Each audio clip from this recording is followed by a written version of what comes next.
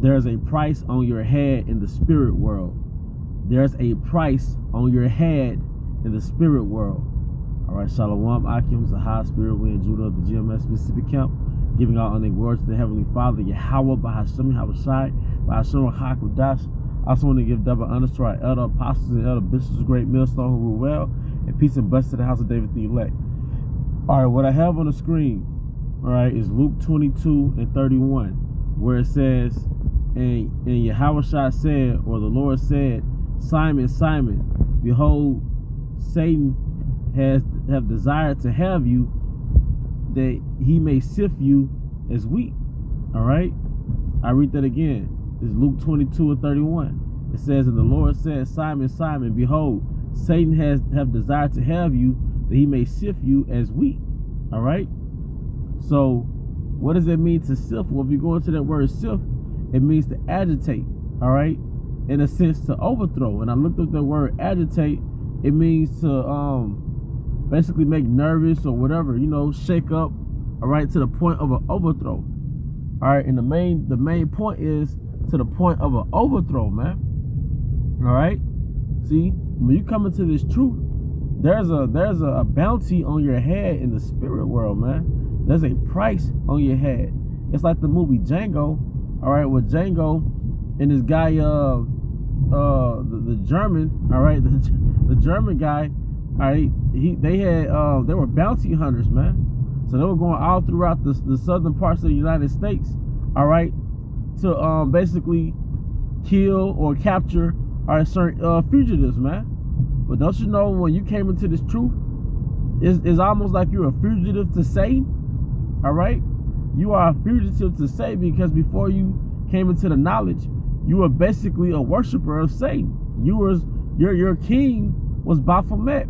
And it says in the scriptures in Ephesians 6, Ephesians the 6th chapter, that we battle not against flesh and blood, but against principalities, man. So the highest principality on the left hand side is Baphomet. All right, but when you came into this truth, it's as though you committed treason, because you left your king, the king of wickedness, man. All right, and you went to another king, Yahweh. All right, so you committed treason. So what do you think that king is going to do, man? All right. When you came into this knowledge and you learned the name of Yahweh and you went out there to teach it, and you repented, all right, and you started living out the Yahweh, you did that in the king's territory. You did that in Satan's territory. You committed treason in America, man.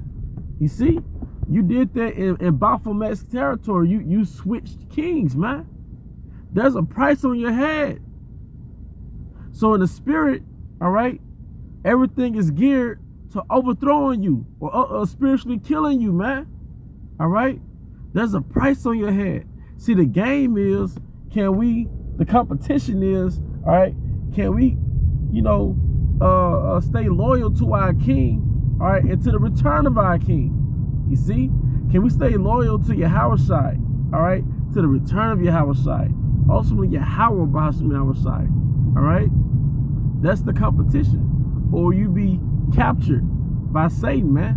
All right? Will you be distressed? Will you be jaded? All right? Satan has a job, and his job is to overthrow you, man. And one thing I learned, I constantly remember over and over again, I'm constantly reminded over and over again, that this is a competition to get me out the I'm sorry. This is a competition to get me out the faith, man. It's a competition to get you out the faith. That's why brothers can't go to clubs all the time, although there's an order on clubs, all right? Brothers can't go to these clubs where there's always things that entice you, man. You can't take certain jobs, man, all right, because it's going to get you out the faith. And your weakness, guess what your weakness is, Superman? Your weakness is carnality. Your weakness is carnality. Now, it might be to one degree or another, and it might be different aspects of carnality, but your weakness and what separates you from your power is carnality, man. All right? As it says in the scriptures, our iniquities have separated us from our power. See, the serpent in the garden was attempting to get Adam, all right, away from his power to what? Overthrow him. That's what agitate means, to shake to the point of an overthrow. Satan's job in the garden was to get Adam away from his power with the intent to overthrow Adam. Well, we're sons of Adam, all right? Adam was the prototype, all right? So now we know the name of Yahweh Shema Shai. We're back in league with our power. Satan's job is to get you what? Away from your power, to overthrow you, man. And he's going to entice you, all right? He's going to do it through lust, you know, because he wants to overthrow. He wants to replace the time that you're spending in the word, all right, with time basically dealing with carnality or embracing carnality. Now, that can be you on a computer just looking up things in the flesh all day, every day, filling the blanks, whatever it is, all right? Or you on the phone with a woman all day, every day, right?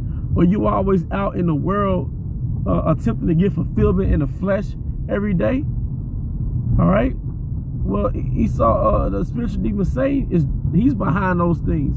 He's behind certain women being in your life. He's behind certain job opportunities, man. He's behind certain thoughts in your mind of, you know, I can still make it. I can still pursue this career. You know, it ain't too late. He's behind those thoughts, man, because the goal is to get you away from your power, all right? See, in the ancient world, our iniquities, meaning our transgression of the law, it separated us from our power. And that's why different nations were able to conquer us in history, all right? That's why different nations were able to conquer us in history, because we had deviated, or we had, you know, we committed iniquities. So like, we committed iniquities, and it separated from us our power, and then left us wide open for the enemy, man. Ultimately, Esau, Edom, their main enemy, because we broke their covenant, their contract. All right, pursuant to Daniel, the 9th chapter. Okay, but now the hopeful elect is not about the whole nation. It's about the hopeful elect, the 1/3, man. And we're back in league with our power. So Satan's job is to overthrow us, man. And you have to understand, there's a whole spiritual world behind the physical world, and there's a spiritual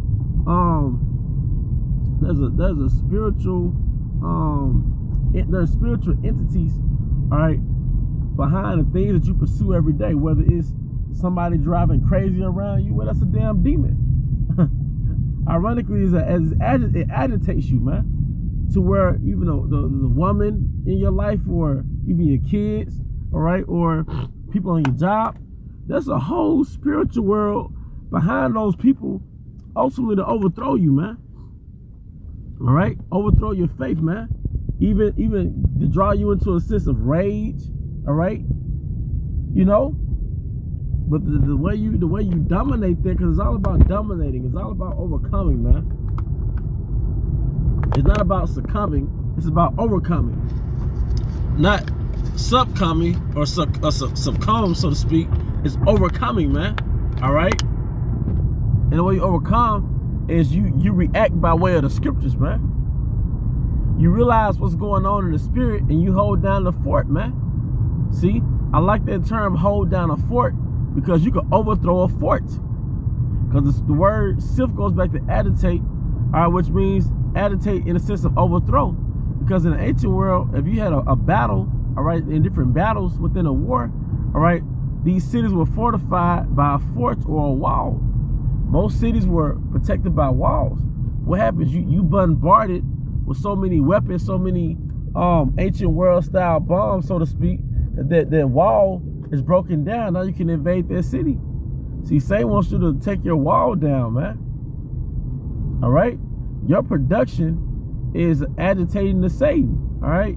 Your allegiance to the Most High is agitating the Satan. You going out there to teach, it's agitating the Satan. It's a bag on your head, man. So you have to be careful with the things you pursue, especially different women. All right? A lot of times it's the spiritual demon Satan using those women to overthrow you, man. And that's the reality that you have to face. A lot of times those different things that please your flesh, they're used to overthrow you, man. Because it's not just like somebody in the world that don't have a bag on their head. So they could achieve those things, man. They could get these things and these different desires in the flesh. But nah, these are traps, man.